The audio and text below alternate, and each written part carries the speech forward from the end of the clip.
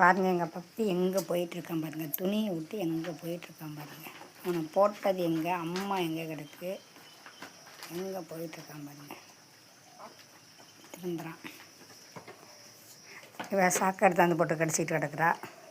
இன்னும் காலையில் யாரையும் பிடிச்சி வெளில கட்டலை. நேற்று 4 மணிக்கு பிள்ளைங்களுக்கு பாயசம் வச்சுட்டு போனேன்னு சொன்னேன்ல, அந்த பாயசத்தை சாப்பிட்டுட்டு முட்டை சாதம் சாப்பிடாமையே பிள்ளைங்க தூங்கிக்கிட்டே தான் இருந்தாங்களாம். ஆப்ரேஷன் பண்ணுறதுக்கான இன்னும் அதுங்களுக்கு களைப்பு தீரலை. பாயை இழுத்து போட்டுச்சு, கட்டில் விட்டு பாயை இழுத்து போட்டுருக்காளுங்க. இவன் சாக்கை கற்றுட்டுருக்க. நான் வந்து பார்க்குறேன், ஒரு சொட்டு யூரின் போகணுமே மோசம். நான் நினச்சிட்டு தான் இருந்தேன். நான் ஆஃபீஸ் போயிட்டேன், அப்படியே வேலைக்கு போயிட்டேன். சரி, காலையில் சாயந்தரம் சுத்தம் பண்ணிக்குவோம். எது பண்ணனாலும் பண்ணிட்டு கிடக்கட்டும், வெயில் ஓவராக இருக்குது, பிள்ளைங்க சுத்தம் பண்ணிக்குவோம் அப்படின்னு போட்டு போயிட்டேன். பெட்ஷீட்டை எங்கள் வீட்டுக்காரர் ஒரு பெட்ஷீட்டை எடுத்து கொண்டு அலசி போட்டு ஒரு பெட்ஷீட்டை போட்டு வச்சுருந்தாராம், ரொம்ப அழுக்காக இருக்குன்னுட்டு. சரி, பிள்ளைங்களுக்கு செஞ்சுக்குவோம் அப்படின்னு நினச்சிட்டு சுத்தம் பண்ணிக்குவோன்ட்டு தான் நான் வேலை பார்த்துட்டு இருந்தேன். ஆனால் நான் நாள் 10 மணிக்கு கட்டினது, மறுநாள் 5:40க்கு நேற்று சாயந்தரம் அவுக்கிறேன். எந்த பிள்ளைங்க எந்த ஒரு சொட்டு யூரின் போகணுமே அப்படியே வெளியில் கொண்டு விட்றோம். அப்படி தான் யூரின் போகிறாளுங்க.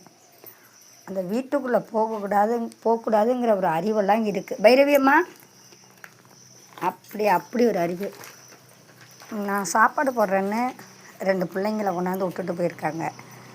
அதாவது தெருவில் நிற்கிதுங்க.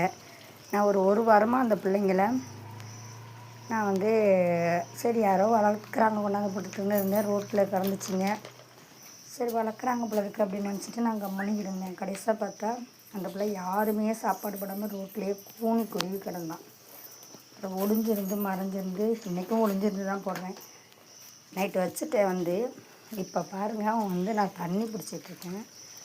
நான் சாப்பாடு வைப்பனா நிற்கிறத பாருங்கள், காமிக்கிற மாதிரி.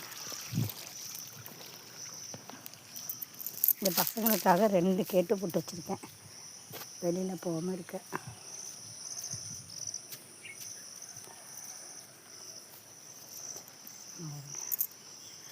சாப்பாட்டுக்காக வரான்.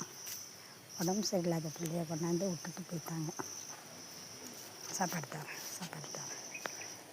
யார் வீட்டுன்னு தெரில. சாப்பாடு தரேன், கொள்ள பக்கமாக வா. தரேன்.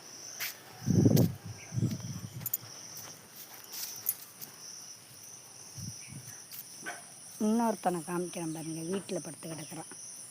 வந்துட்டாங்க.